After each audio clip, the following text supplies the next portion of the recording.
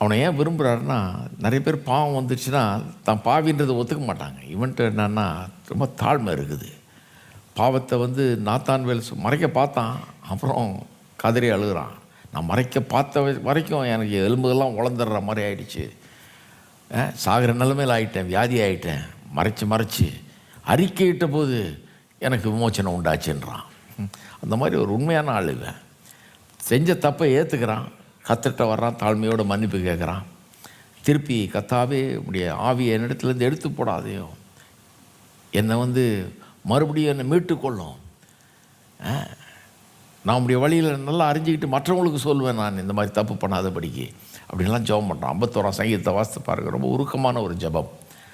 அந்த விபச்சாரமும் கொலையும் ரெண்டும் பண்ணிவிட்டு கடைசியில் மாட்டிக்கிட்டு கொஞ்சம் மறைக்க பார்த்தான். ஆனால் கடைசியில் கண்டுபிடிக்கப்பட்டு விட்டோம்னு தெரிஞ்ச உடனே கர்த்தருக்கு முன்னால் வந்து மன்னிப்பு கேட்குறான். உமக்கு விரோதமாக மட்டும் பாவம் செஞ்சேன், இந்த மாதிரி கடவுளுக்கு முன்னால் பாவம் செஞ்சுட்டேன் நான் அப்படின்றது அங்கீகரிக்கிறான். எவ்வளோ பேருக்கு அந்த இது வரமாட்டேங்குது பாருங்கள். நான் பாவி, தப்பு பண்ணிட்டேன் அப்படிங்கிறத அங்கீகரிக்கிறேன். கர்த்தர் சொல்கிறார், இவன் என் இருதயத்துக்கு ஏற்றவன் அப்படின்னா 100க்கு 100 இவன் ரொம்ப பர்ஃபெக்ட்னு அர்த்தம் கிடையாது. யாருமே பர்ஃபெக்ட் கிடையாது. ஆனால் தப்பை ஒத்துக்கிட்டு மன்னிப்பு கேட்டு ஆண்டவர்கிட்ட வந்து ஒளிவு மறைவு இல்லாமல் தன்னுடைய இருதயத்தை திறந்து எல்லாத்தையும் அறிக்கையிட்டு சரியானவன் அவன். அதனால் கர்த்தர் அவனை விரும்புகிறார்.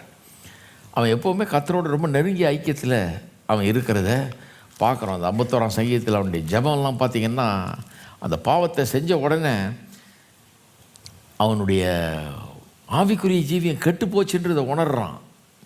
சொல்கிறான், கர்த்தாவே சுத்த இருதயத்தை என்னில் சிருஷ்டியும், நிலவரமான ஆவியை என் உள்ளத்திலே புதுப்பியும், உமது சமூகத்தை விட்டு என்னை தள்ளாதேயோ, உமது பரிசுத்த ஆவியை என்னிடத்துலேருந்து எடுத்துக்கொள்ளாமல் இருன்றான். உடைய ரட்சண்யத்தின், அதான் ரட்சிப்பின் சந்தோஷத்தை திரும்ப எனக்கு தந்து உற்சாகமான ஆவி என்னை தாங்கும்படி செய்யும். அப்பொழுது பாதகருக்கு உமது வழிகளை உபதேசிப்பேன், பாவிகள் உம்மிடத்தில் மனம் திரும்புவார். அந்த மாதிரி பாவிங்க நிறைய பேர் என் மூலமாக மனம் திரும்புவாங்க. ஆண்டவரே, எனக்கு ஒரு சான்ஸ் தாரோம், என்னுடைய இருதயத்தை சுத்த இருதயமாக்கும், அதில் இருக்க அழுக்க நீக்கி போடும், உடைய சமூகத்தை விட்டு என்னை தள்ளாதேயும், பரிசுத்த ஆவியை என்னிடத்துலேருந்து எடுத்துக்கொள்ளாதேயும், இப்படி ரட்சிப்பின் சந்தோஷத்தை எனக்கு திருப்பி தாரோம்.